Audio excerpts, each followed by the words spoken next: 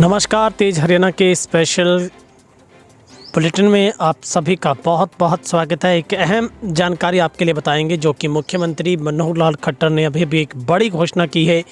हरियाणा में एक और हफ्ते के लिए लॉकडाउन बढ़ाने का ऐलान किया है। सीएम ने कहा है कि कोरोना महामारी अलर्ट सुरक्षित हरियाणा को कुछ छूट देते हुए एक हफ्ते के लिए बढ़ाया गया है। और इसके साथ साथ सीएम खट्टर ने कहा कि हरियाणा में अब दुकानों के खोलने का समय में भी कुछ छूट दी गई है। और किस तरीके से ऑर्डिन का फॉर्मूला रहेगा, क्या वक्त रहेगा, कब तक ये पूरा जो लॉकडाउन है वो रहेगा, स्कूल आखिर कब शुरू होंगे, तमाम जो बड़ी बातें हैं इस अपडेट में मैं आपको बताऊंगा। बहरहाल अगर आपने तेज हरियाणा को अभी तक सब्सक्राइब नहीं किया तो सब्सक्राइब भी ज़रूर कर लें। और मुख्य बातें जो प्रेस कॉन्फ्रेंस की गई है मुख्यमंत्री की तरफ से, उसमें क्या क्या फैसले लिए गए हैं वो भी आपको बताएंगे। फिलहाल हरियाणा में कुछ रियायतों के साथ एक हफ्ते के लिए लॉकडाउन को बढ़ा दिया गया और कुछ छूट इस बार है वो दी गई है। हरियाणा में कोरोना की स्थिति को देखते हुए राज्य सरकार ने लॉकडाउन की अवधि को 7 जून तक के लिए बढ़ा दिया है। इस बात की जानकारी मुख्यमंत्री ने दी है। दुकानें पहले 7 से 12 बजे तक खोलते थे दुकानदार, अब इस समय में बदलाव करते हुए 9 बजे से 3 बजे तक का समय है वो कर दिया गया है। अब दुकानें सुबह 9 बजे से दोपहर 3 बजे तक खुली रह सकेंगी। हालांकि इस दौरान दुकानदारों को ऑड इवन फार्मूला अपनाना होगा। इसके साथ राज्य की शिक्षण जो संस्थान है वो 15 जून तक के लिए बंद ही रहेंगे। तो ये एक अहम अपडेट है। 15 जून तक के लिए स्कूल कॉलेजेज हैं वो बंद रहेंगे, शिक्षा के संस्थान है वो नहीं चलेंगे। और क्या कुछ कहा आपको वो बताते हैं। प्रदेश में कोरोना का ग्राफ लगातार कम हो रहा है, ये सीएम खट्टर ने कहा है। हम बुरे वक्त के लिए तैयार हैं, इस महामारी का कोई भरोसा नहीं। कुछ लोग तीसरी वेव की बात कर रहे हैं, सीएम खट्टर ने कहा। ब्लैक फंगस के कई मामले हरियाणा में सामने आ रहे हैं। ब्लैक फंगस की बीमारी से संबंधित दवाइयों के ऑर्डर दिए जा चुके हैं, ये उन्होंने बात कही है। हरियाणा सरकार भी अब कोरोना काल में अनाथ हुए बच्चों को 18 साल तक हर माह आर्थिक सहायता प्रदान करेगी। मुख्यमंत्री बाल सेवा योजना के तहत इस तरह के बच्चों की मदद की जा सकेगी। साथ ही 8वीं से 12वीं तक के पढ़ने वाले बच्चों के टैबलेट दिए जाएंगे। सीएम खट्टर ने कहा कि एजुकेशन लोन भी बच्चों को दिया जाएगा, जिससे बच्चे आसानी से पढ़ सकेंगे। हरियाणा सरकार इस आपदा में ज़्यादा से ज़्यादा बच्चों की मदद करने की कोशिश कर रही है। राजवाहों को जल्द पक्का किया जाएगा। बजट सेशन में हमने घोषणा की थी कि गांव से गांव को जोड़ा जाएगा, जल्द इस योजना को पूरा कर लिया जाएगा। तो ये अहम अपडेट है। और क्या कुछ मुख्यमंत्री ने कहा आपको वो भी सुनवाते हैं। सुरक्षित रहें, सावधानी पहले, बाकी सब बाद में। जान है तो जहान है, इसलिए सावधानी कोरोना की, भले ही कोरोना की सेकंड वेव डाउनवर्ड ट्रेंड पर है, लेकिन फिर भी सावधानी से न चूकें। ये ऐसी बीमारी है, इसका कोई भरोसा नहीं कि कब ये घूम फिर करके वापस पहुंच जाए। मित्रों, कोविड के संबंध में जैसे ने बताया कि दूसरी लहर जो 12 मई के आसपास पीक पर थी, प्रदेश में लगभग 15,800 केसेस बीच में एक दिन आए थे। उस समय 1,16,000 एक्टिव केसेस हो गए थे। और उसके बाद जैसे उस समय आशा बन भी गई थी कि अब धीरे धीरे डाउनवर्ड ट्रेंड होगा, और अब ये नीचे आ चुकी है। प्रतिदिन 2,000 से भी नीचे केसेस, कल 1,800 कुछ केसेस ही आए हैं। और कुल मिलाकर जो कोविड के एक्टिव केसेस हैं वो भी हमारे 3,000 समथिंग हैं, तो 3,000 समथिंग ही रह गए हैं। और मैं समझता हूँ कि आने वाले एक सप्ताह में ये और डाउन जाए और कोरोना की इस बीमारी से किसी प्रकार से हम छुटकारा पा सकें, ये हमारी इच्छा है। फिर भी जैसा मैं वाक्य दोहराता हूँ हर बार कि hope for the best and be prepared for the worst. हम अच्छे की आशा करते हैं, लेकिन किसी भी बुरे वक्त के लिए भी हम तैयार रहते हैं। अब क्योंकि ये महामारी एक मैन मेड तो नहीं कह सकते, इसको एक नेचुरल कैलामिटी टाइप है, तो कोई भरोसा नहीं है कि कब ये दोबारा से यू टर्न ले ले। कुछ लोग थर्ड वेव की बात भी करते हैं, ना आए अच्छा। हम अपनी तैयारियां कर रहे हैं। अभी जो पोस्ट कोविड चैलेंजेस हैं उसमें ब्लैक फंगस नाम से जो बीमारी आई है, इसका भी चूँकि प्रकोप बढ़ चुका है अब काफ़ी, लगभग 750 केसेस कुल हरियाणा में आ चुके हैं। 58 केसेस इसमें ठीक होकर के घर जा चुके हैं। 50 के लगभग बंधु हमें छोड़ करके जा चुके हैं। और शेष 650 के आसपास वो आज भी अस्पतालों में उनका इलाज चल रहा है। जहाँ तक उसकी दवाई की बात है, दवाई की शॉर्टेज शुरू में काफ़ी थी, लेकिन हमें बाद में धीरे धीरे अभी तक 6000 से ऊपर वायल्स मिल चुकी हैं, जिसमें से आज हमारे पास 1200 वायल्स उपलब्ध हैं। अगले 2 दिन में 2000 वायल्स और हमारे पास आने वाली हैं।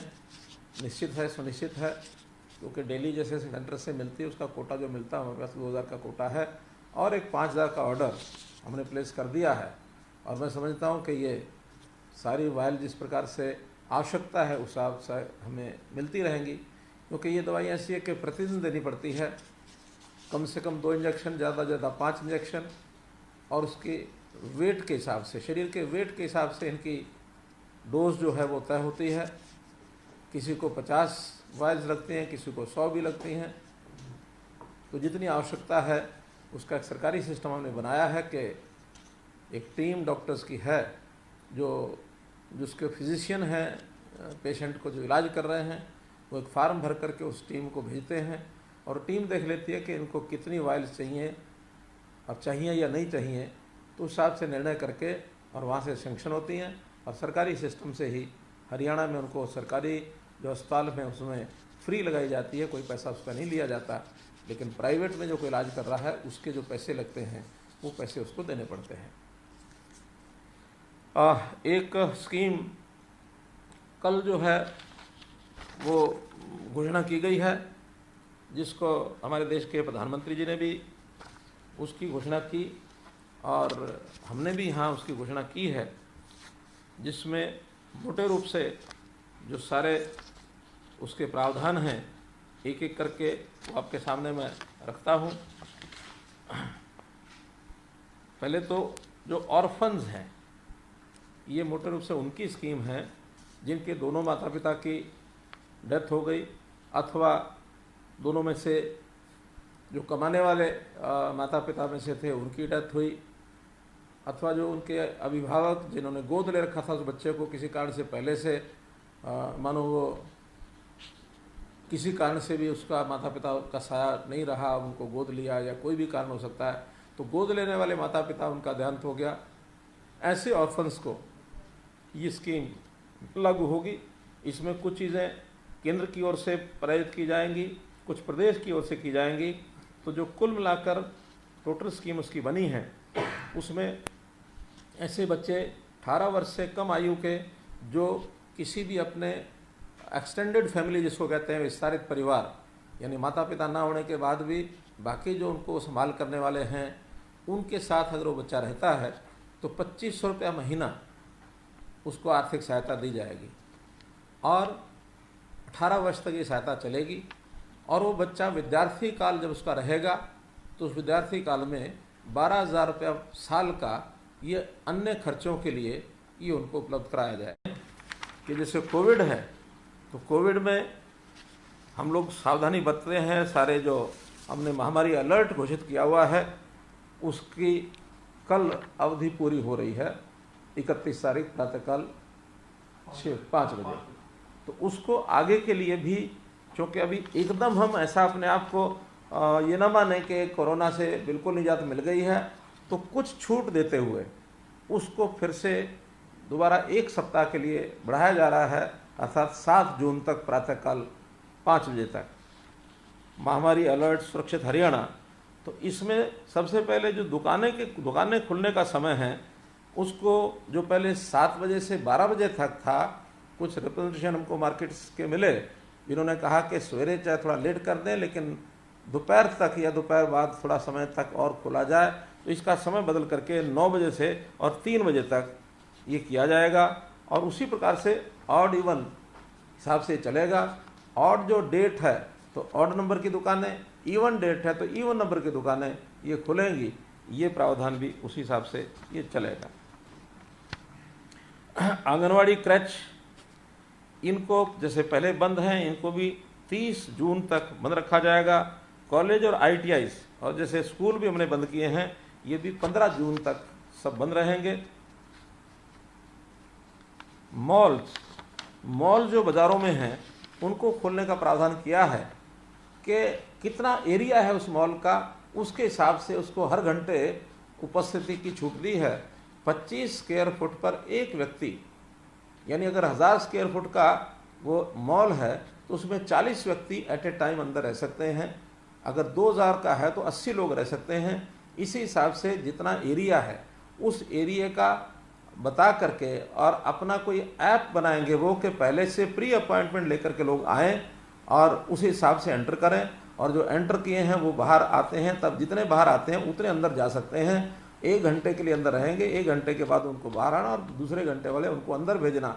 इसका रेगुलेशन ये मॉल्स के लोगों को बनाना होगा, बना करके और डिप्टी कमिश्नर से वो जो भी प्रावधान वहाँ डीसी करेंगे उस हिसाब से परमिशन लेकर के और उसको वो चला सकते हैं। लेकिन इसका समय भी सुबह 10 बजे से लेकर के और शाम के 6 बजे तक रहेगा, तो इस नाते से उसका उपयोग वो कर सकते हैं।